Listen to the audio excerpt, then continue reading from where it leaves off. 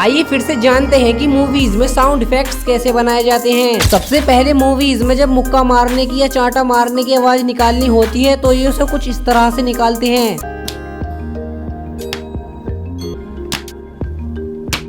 Next, जब movies में मधुमक्खी के उड़ने की आवाज निकालनी होती है तो वो बच्चों के पंखे वाले खिलौने का इस्तेमाल करते हैं।